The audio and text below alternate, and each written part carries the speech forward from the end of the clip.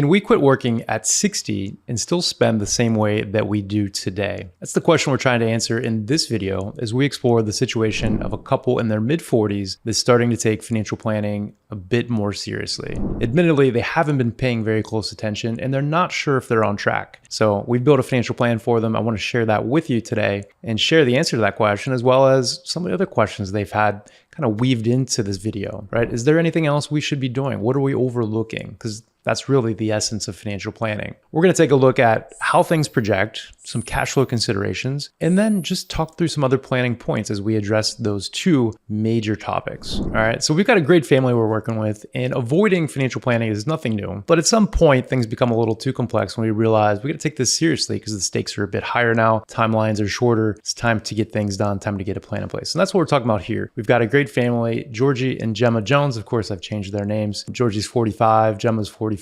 Got two kids, Sammy and Sarah, 9 and 7 years old. So great family. Georgie's a sales executive for a pharmaceutical company. Gemma is a corporate executive. Both have great careers. Of course, they're busy at home with two kids under the age of 10 that are growing and involved in a lot of activities. So not a lot of time to, sit and look at finances. So busy family, of course, as you can imagine. Now, Georgie currently makes around $195,000 in his role. And Gemma makes around $240,000 on an annual basis. So great household income, about $435,000 a year is what we're working with on a gross basis. So I want to jump into our planning tool and just kind of share what some of these projections look like. They want to spend the same way that they are today. What is that number? What does that look like? And what assets do they have in place right now that's going to serve as a foundation to continue to build on to see if we can generate enough income for them at age 60. So let's go ahead and jump into our planning tool. And here we go. Of course, I've shared the family details with you. Here we got all 4 members of the family. I talked a little bit about the income, so we can see that laid out here in our planning tool. So in addition to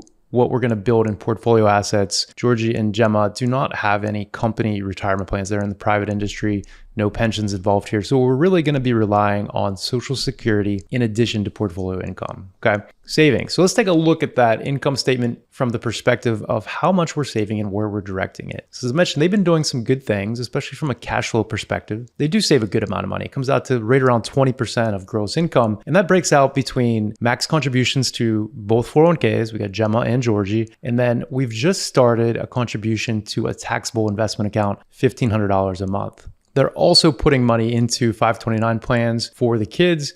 We're not going to address that in our video here today, but that is part of their cash flow plan longer term. As I mentioned, goals. So when we look at the goals here, we can see the retirement age of 60 for Gemma and Georgie at 61. They want to go out at the same time. There's a year gap between them from an age perspective. So we'll say that Gemma's going to get to 60 and that's when we're going to go out. This could be fluid. We'll see how things develop as the time goes on. Retirement expenses. This is the big thing that we need to plan for. And I'll show you how we got to this number. So $15,000 is kind of what they're wanting to spend on a monthly basis. So that's what we're trying to solve for, that question that I asked as we opened the video, $15,000. So that gives you a little bit of an idea of background on Georgie and Gemma and the family. Let's also go ahead and take a look at their balance sheet. So if we jump into their net worth, this is what things look like. We've got about $77,000 in savings, and they've got $742,000 in portfolio assets that break out like this. You can see a collection of 401ks and IRA accounts. Now this is all pre-tax money, which is something we're going to address within the plan, but that's how they got started. They didn't build out any Roth contributions into their cash flow plan to this point yet. They're kind of in a tax bracket where it can go either way. Hesitant to give up those deductions because they can be hard to come by, especially when you're kind of at their income footprint. So anyway, back to the point here. So we've got about $742,000 in retirement assets at this point, and that's what we're going to be building on. We've already done some work to clean up the investments on these assets. That wasn't the best asset allocation plan. We've got a lot more continuity now, building a strategy for long-term growth. In addition to that, we've got a property. So they own a home in Northern Virginia that's worth about $975,000. At least that's our estimated value. And they've got a loan on that property for $671,000. Favorable interest rate, was bought a few years ago, refinanced 2020. So we've got a good rate there. I think it's a little over 3%. All right, so that gives you a pretty good idea of what the income statement looks like, what their balance sheet looks like. So what assets are they working with?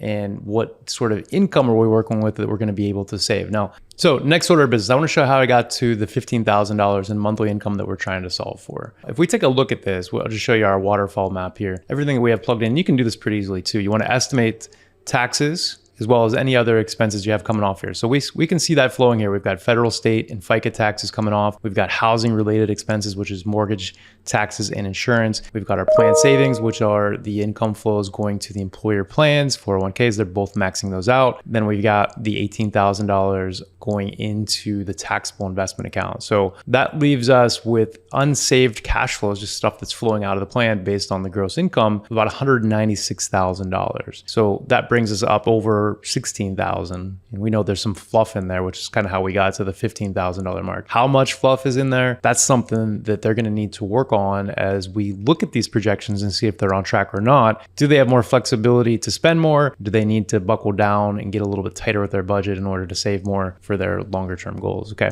but that's how we got to that number. Let's jump over to and just take a quick look at the probability analysis. So based on everything they have going on right now, they've got a 50% probability of success of retiring, quit working at age 60 and 61 with $15,000 in monthly expenses, living expenses, making that happen, right? So that's not a great probability of success. So there's some work to do here. We really want this number to be higher, 75 to 80% kind of in that range. It would be a much more comfortable number. This plan really doesn't work as it's set up. So they've got some choices to make, right? And so that ultimately comes down to saving more, investing more, or spending less when it comes to retirement. Okay. And the easiest thing to do is kind of see, well, maybe we don't need 15 grand a month. What happens if we need 12? So we can knock 3 grand in expenses out somewhere and kind of see how that changes the probability of success. So now things look a lot better. So we know we're in the ballpark here in terms of what we might need to do. Okay. So let's take a look over here. I want to jump into the cash flows and show you how the investments are going to project over that time period, because we know life doesn't move in a straight line. And I say this in all these videos where we're doing the walkthrough and the planning tool. This tool is great, but it gives us straight line projections, which I don't love because life doesn't move in a straight line. What we're looking at here on this sheet is how our investment assets are projecting to grow. So that's $742,000. We're making investments with planned savings as well as employer match, and then the contribution to the taxable account. So you can see within 5 years, by 2030, we're looking at that balance more than doubling. So almost 1.8 million in assets, okay, in the portfolio. Now, if you go out another 5 years, you're looking at doubling that again. Okay, so this thing is moving along just as it should. If we're investing the right way, making those contributions, indexing them for inflation, things look good, especially in a straight line projection like this. So when they get to 60, you're talking about total assets of around 6 million. Now, is that enough? That sounds like a big number, but you got to remember that's 15 years down the road. So with inflation, is that enough to cover 15 grand a month in expenses? We saw from our probability, it's not quite enough because we only had a 51% chance of success. So why is that? Right? And you can see here, when we start drawing money, you're going to be looking at taking out a pretty big chunk, right? So in the first year, you've got a shortfall of $287,000 that needs to come from portfolio assets. We can see that on our cash flow page over here. Same thing. This is just simply the inflows versus the outflows. And you can see in the first few years at 60, until we get to Social Security age at 65, you're putting a lot of stress on the portfolio. Okay. So that's why this doesn't work. Even though it's $6 million, it's not quite enough to support that kind of a distribution. We can see that over here under our retirement details. I love to show you the withdrawal rate. This is of the proposed plan. So at 15 grand a month, you're starting out with a withdrawal rate of over 5.5%. Okay, when you incorporate taxes and everything else that needs to come out. Now we're probably going to be spending down that taxable account first, then we get into the taxable money, which increases that withdrawal rate a little bit. So you can see how this changes over time. So this is the problem with the plan. You're way over that 4% mark that we like to talk about. You're even over the 5% mark, which is kind of one of our guardrails that we like to stay within. So that's why the plan doesn't work. Okay, so it's close though. It's close. So what tweaks can they make? We obviously looked at spending less. How much more can they save? You know, this plan currently, as it's set up, it gives them, I mentioned, a 20% savings rate. So how much more can they save? I don't know. That's a question we need to work through from a cash flow basis and kind of look at it. You know, if they are able to buckle down and let's say you can add another, maybe they come up with $1,000 a month, which seems like a lot. That's a lot of cash flow, $30,000 a year going into taxable account. How does that change the plan without reducing the spending? So you get a little bit of a bump there. These are the kind of things that you want to consider if you're trying to answer a bigger question like this. This is a starting point and foundation. You kind of have things to work from.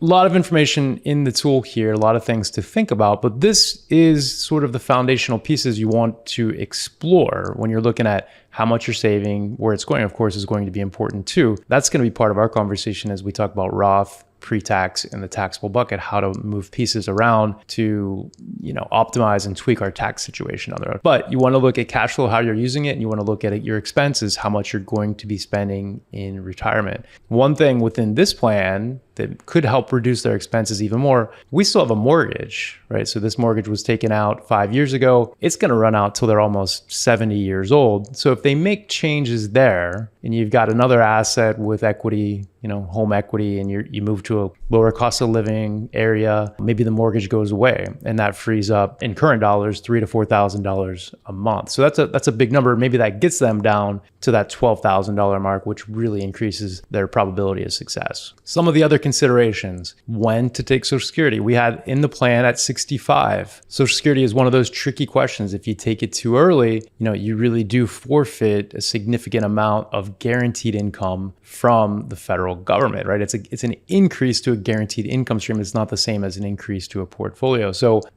you got to think about that in the right way as well. That's how we're trying to help them answer that question. They are on track, but it's not a slam dunk. Okay. So there's some things that we really need to look at and try to tweak and optimize. Some of the other items we're going to be addressing in the plan, because they did ask the question, what else should we be thinking about? What are we overlooking? Insurance coverages. Okay. So with 2 young kids at home, a mortgage that has, $675,000 on it, insurance is still important, and income replacement. They're both high earners. So they both have $1 million term policies right now, in addition to a little bit of group coverage. Is that enough to protect them? So that's a personal question. You need to work through it. You look at the numbers as well as how you feel philosophically about things like income replacement and what exactly would happen. Estate planning, looking at updating documents, is something that they had not done. Just getting a basic will, thinking about a trust, probably not the strong need for a trust yet, but thinking about it, updating beneficiaries, just looking at all the things from an estate planning standpoint that they need to do that they haven't done. We talked about taxes. That's a big one. So we're going to want to dig into the analysis there, kind of break out how everything looks, show them exactly how much tax they're paying and is there anything we can do about it. Some of the basics without getting too far in the weeds. I hope this is helpful for you if you're trying to work through what things look like and you're in this 40 to 50-year-old range where we've been doing some great things, but we're not quite sure if we're on track. What can we do different? This is how to start thinking through those sort of situations. Okay, so if you found some value here, we'd love if you give us a like and a subscribe. If you're dealing with something like this, please reach out. We'd love to be a resource for you. This is what we do on a day-to-day basis. We help families create those custom plans and we manage their investments so they can feel confident in what they're doing to try to achieve those goals that we've laid out in the financial plan. Okay. I appreciate you watching and we'll catch you next time.